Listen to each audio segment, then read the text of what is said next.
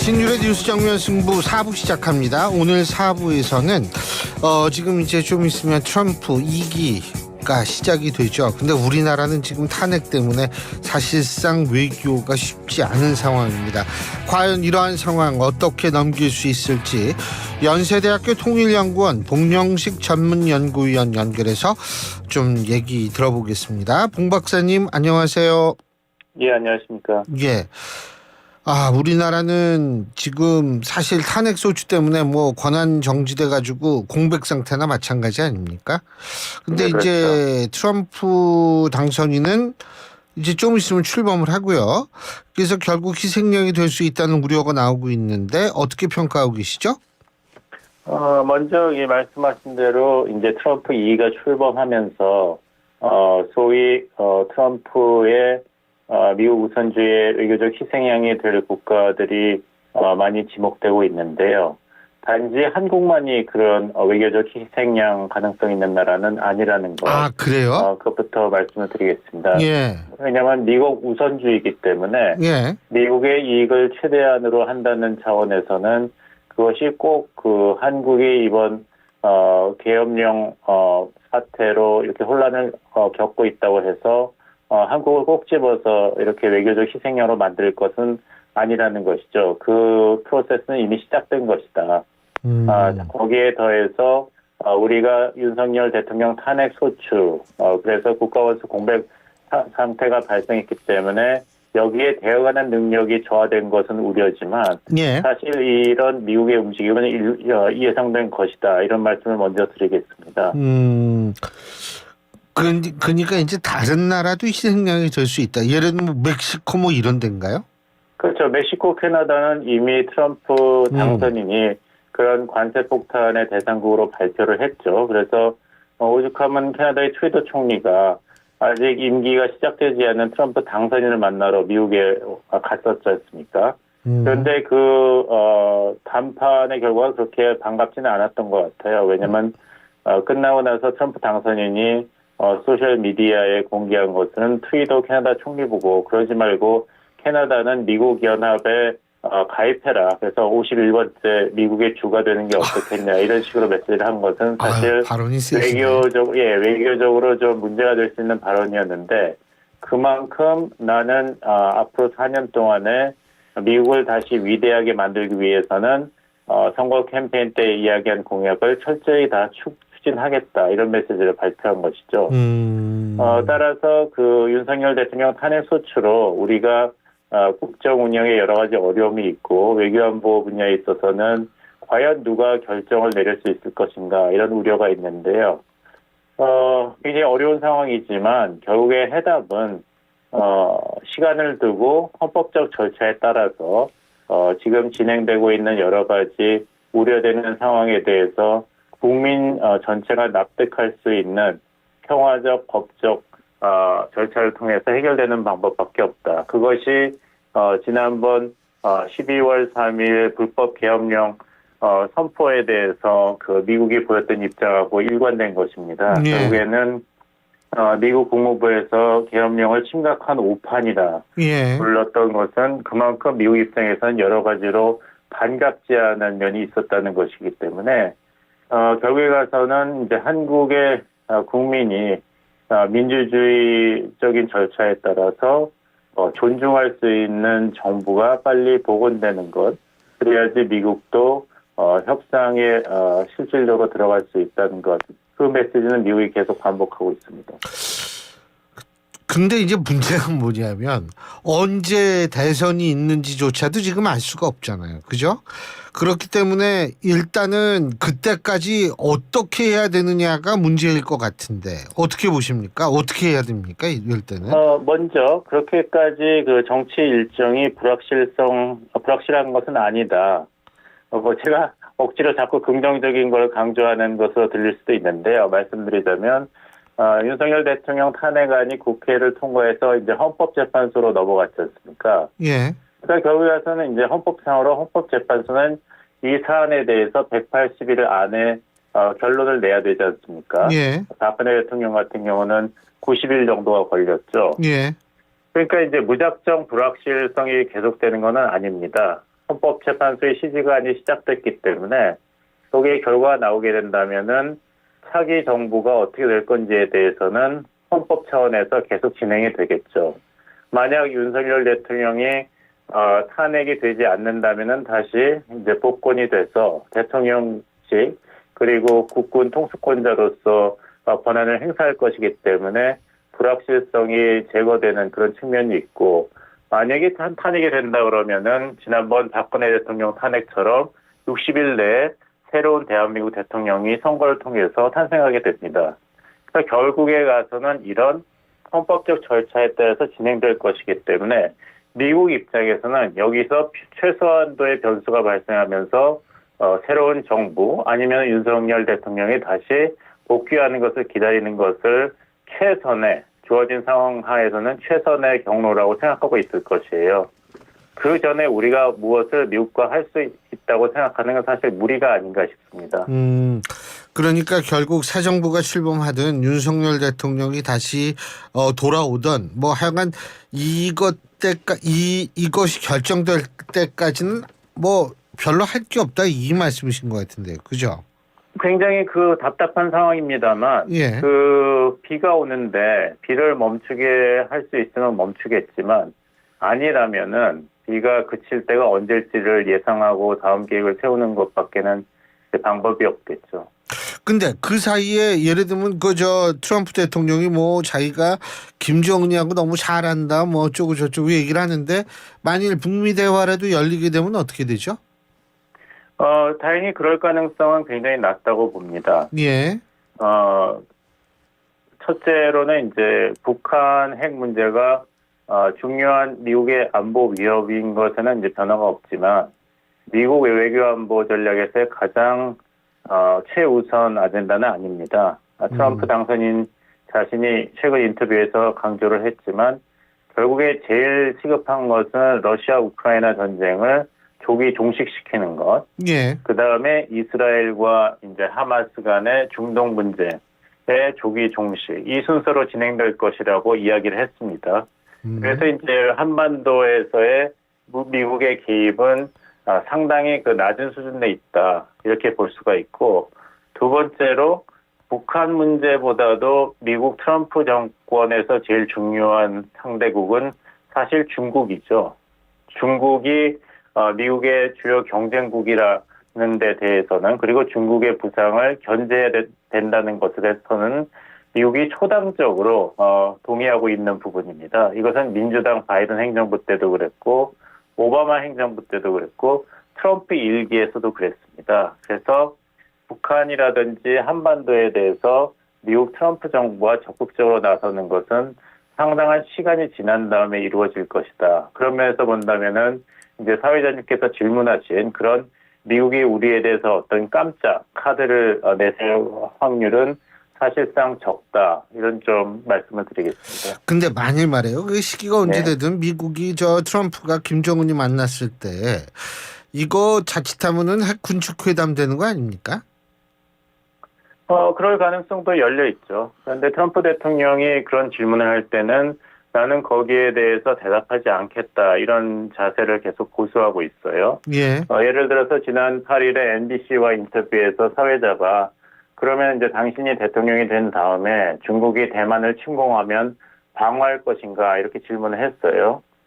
바이든 대통령은 그 전례를 깨고 전략적 모호 전략이라는 전례를 깨고 중국이 대만을 침공할 경우에는 미국은 대만 방어에 나서겠다 이렇게 얘기했지 않습니까? 예. 근데 그런 바이든 대통령의 발언이 사실 많은 비판을 받았어요. 그것은 대만에 대해서 또 중국에 대해서 잘못된 그런 아이디어를 줄 수 있다.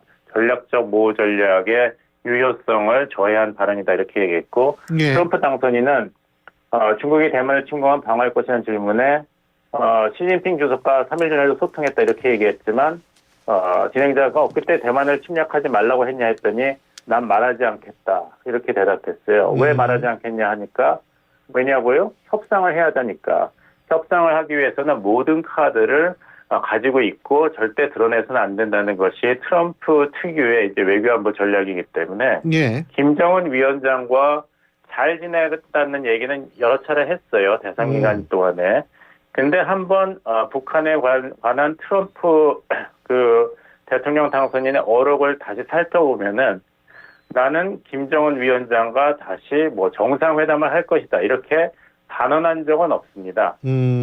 그리고 뭐 북한의 그런 핵무기를 우리가 인정할 때가 되었다 이렇게 단언한 적도 없어요. 예. 항상 모든 가능성은 열려 있고 나는 좋은 결과를 도출해낼 것이다 이렇게 얘기를 하고 있거든요. 그러니까 이제 예. 트럼프가 어떻게 나설지는 사실 김정은 위원장도 모릅니다. 오죽 모르면 최근 몇 차례 김정은 위원장이 대통령 선거 미국에서 끝나고 나서 한 발언을 보면은 트럼프에 대해서 칭찬하는 발언이 사실 없어요. 그리고 오히려 미국에 대해서 미국 제국주의자라는 비판적인 이제 언사를 다시 시작했습니다. 그리고 지난번에 트럼프 행정부와 이런 협상을 했던 것이 사실 실수였다. 그리고 다시 협상을 하더라도 미국에게 그렇게 호락호락하게 넘어가지 않겠다는 경고 메시지를 강조했습니다. 그래서 김정은 위원장조차도 트럼프 당선이 반갑기는 하지만 바이든 행정부가 이제 나가니까 그렇다고 해서 모든 것이 잘 풀릴 것이라는 어떤 확신을 가지기에는 아직 트럼프 당선인이 북한에 대해서 이렇다 할 구체적인 메시지는 주고 있지 않은 모든 협상의 카드를 쥐고 드러내지 않은 상황이기 때문에 북한 측도 답답하지만 오히려 우리의 입장에서는 사회자님께서 말씀하신 어떤 깜짝 쇼, 갑자기 김정은과 정상회담을 2025년 초반에 하겠다라든지 아니면 북한의 핵무기 능력을 사실상 인정해야 되지 않겠냐 이런 발언을 한다든지 이런 것이 나올 확률은 아직 없다. 이렇게 보입니다. 근데 결국은 거기에서는 지금 북러 관계도 트럼프 입장에서 볼 땐 고려의 이 요소가 되지 않을까요? 물론입니다. 예. 근데 어떻게 본다면은 우리 입장에서 그렇고 그 트럼프 당선인이 그 러시아 우크라이나 전쟁을 조기 종식시켜야 된다는 것을 강조한 것은 예. 그만큼 북한 입장에서는 불길한 발언이죠. 왜냐하면은 북한이 코로나 팬데믹 3년 동안에 경제가 망가지고 무역이란 거는 전혀 할 수가 없었으니까요. 예. 그리고 경제 제재 하에서 시달리고 그래서 고통 속에 있고 위기를 맞았는데 살아난 것은 사실 러시아가 손을 내밀었기 때문 아니겠습니까? 예.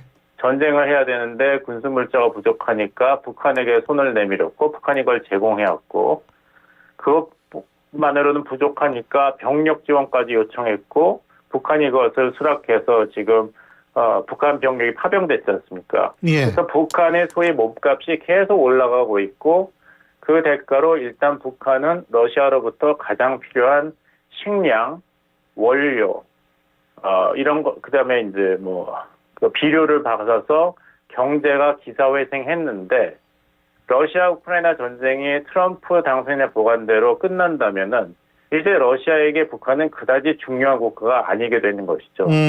몸값이 없어지는 것이죠. 예. 그렇다면 이제 북한 김정은 정권으로서 이것이 그다지 반가운 사태 발전은 아닌 것이죠. 그렇죠. 여러 가지 변수가 지금 움직이기 때문에 예. 우리가 지금 12월 3일 계엄령 선포 이후로 굉장히 어려운 상황을 겪고 있지만 사실 한반도 정세가 북한이 어떻게 갑자기 도발을 한다든지 미국이 대한민국의 뒤통수를 완전히 때린다든지 이런 식으로 갑자기 변할 확률은 높지 않다고 보입니다. 자, 그리고 또 한 가지 제가 박사님께 여쭤볼게요. 이게 방위비는 어떻게 되는 거예요? 방위비는 내라고 하겠죠. 네, 그러니까 많이 올리겠죠? 예, 그렇죠. 10배요? 트럼프 대통령을 한마디로 정리하자면 김대중 대통령 기억하시죠? 예. 그분이 예전에 이제 민주화 운동하고 인권 운동할 때 지지자들이 우리 후광 선생님은 행동하는 양심이다 이렇게 별명을 불렀지 않습니까? 예. 그 비슷하게 이야기한다면 트럼프라는 인물은 행동하는 막말이라고 할 수 있죠. 막말을 하는데 다 지킵니다. 예. 지난 트럼프 일기 4년을 보면은 국경 봉쇄든지 이민자 문제라든지 치안 외교안보에서 캠페인 때 한 얘기를 정책으로 그대로 반영을 했습니다. 그렇게 4년 동안에 여러 가지 논란이 있고 불만이 있지만 트럼프라는 대통령은 약속한 것을 지키는 정치 지도자로서의 인상이 각인됐기 때문에 이번에 크게 승리해서 다시 재선에 성공한 거 아니겠습니까? 예. 그렇다면은 트럼프라는 그 정치인이 지난 대선 캠페인 동안에 한국의 이제 방위비 분담이 잘못 협상되었다. 이걸 고쳐야 된다. 10배는 더 요구해야 된다. 한국은 머니머신이다. 이렇게 얘기를 했는데 예. 그것을 어떤 정책으로 구체적으로 요구를 안 한다는 것은 사실 대통령 당선이지만 그 우리가 굉장히 허투루 들으면 안 된다라는 말씀이신데 근데요 진짜 그 관세 문제 있지 않습니까? 예. 이 관세 문제도 이렇게 보면 지금 관세에 반대하는 미국 여론이 굉장히 높아지고 있는데도 트럼프 하는 목소리는 대선 캠페인 내내 동안 높았죠. 하지만 예. 관세에 대해서 찬성하는 목소리도 굉장히 강했던 것으로 저는 기억을 합니다. 예, 근데 지금은 조금 바뀌었다는 뉴스를 제가 본 것 같아서요. 예. 예, 맞습니다. 근데 그 여론이라는 건 또 이렇게 자꾸 바뀌지 않습니까? 근데 그 트럼프가 이제 1월 20일부터 이제 집권을 시작할 시점이 점점 다가오기 때문에 예. 트럼프에게 표를 던진 유권자조차도 내가 제대로 대통령을 선택했는가 이런 우려가 지금 계속 아무래도 증가되지 않겠습니까? 예. 그런 차원에서 트럼프가 약속했던 보편적 관세 폭탄이 너무 위험한 거 아닌가 이런 우려가 제기되는 것은 어떻게 보면은 예상한 현상이다 이렇게 할 수가 있겠죠. 하지만 예. 한 가지 특징을 말씀드리자 보면은 지금 트럼프 2기가 그 추구하고 있는 경제 정책, 관세를 포함해서 보호무역주의 정책 그리고 외국에 배치한 이제 미군들의 포진이라든지 규모 축소, 방위비 분담 인상 요구라든지 나토에 대한 이런 압박 이걸 보면은 1970년대에 공화당 리처드 닉슨 행정부의 행보와 굉장히 흡사합니다. 당시에 그 닉슨 행정부가 어떤 것을 결정했냐면은 그 전까지는 미국 달러와 금이 그 연동이 됐지 않습니까? 고정 환율 제도였지 않습니까? 그래서 1온스의 금이 35달러 이렇게 고정이 됐었는데 미국이 그 고정 환율 제도를 계속 지키다 보니까 미국 경제가 손해를 많이 봤어요. 예. 그래서 그때부터는 여러 가지 논란이 있었지만 변동 환율 제도로 바꾼 것이죠. 그래서 요즘에 이제 달러가 계속 바뀌지 않습니까? 환율이 1435다. 예. 이게 그때 시작된 거거든요. 그 다음에 여러 가지 논란이 있었는데도 불구하고 뭐 가치동맹 이런 게 아니라 민주주의도 아니고 베트남 전쟁 끝내야 된다. 그래서 닉슨 때 철수를 해버렸죠. 우리나라는 파병도 8년이나 했지 않습니까? 그러면 한국에 대해서 고마워해야 되는데 오히려 닉슨 행정부는 괌 독트린을 발표하면서 이제부터 아시아 동맹국의 안보는 아시아 국가가 책임져라. 이런 얘기를 했어요. 그리고 주한미군에서 7사단을 철수했지 않습니까? 주한미군 감축을 했어요. 그러니까 그런 식으로 본다면 미국 우선주의, 미국을 다시 위대하게 정책은 1970년대 리처드 닉슨 공화당 행정부가 이미 한 번 했던 것이에요. 그와 비슷한 행보가 앞으로 4년 동안 기대가 된다. 트럼프 2기 때. 이런 좀 시각을 말씀드리고 싶습니다. 끝으로 간단하게 하나만 더 여쭙겠습니다. 한덕수 대통령 권한대행 그 대미 관계에서 좀 나름대로 좀 미국을 방문한다든지 이런 역할이 필요하다고 보십니까? 저는 별무 효과를 기대하기 어렵다. 이런 좀 안타까운 말씀을 드리겠습니다. 다시 말씀드리겠습니다만 미국은 지금 굉장한 배신감을 느끼고 있을 것입니다. 대사가 전화했는데도 외교장관이 받지 않았고 군대를 주둔하고 있는 동맹국에서 그 군대 한국군이 움직였는데도 통보를 받지 못했습니다. 그래서 대표성이 부족한 어떤 한국 정부에 누가 온다 그래서 바이든 행정부가 거기에 대해서 어떤 큰 일을 만나기는 하겠지만 새로운 무슨 합의를 하는 것을 기대하기도 어렵고 트럼프 당선인은 그다지 관심이 없을 것입니다. 예, 잘하겠습니다. 오늘 여기까지 말씀 듣겠습니다. 고맙습니다. 네네. 예, 지금까지 연세대학교 통일연구원 봉영식 전문연구위원이었습니다.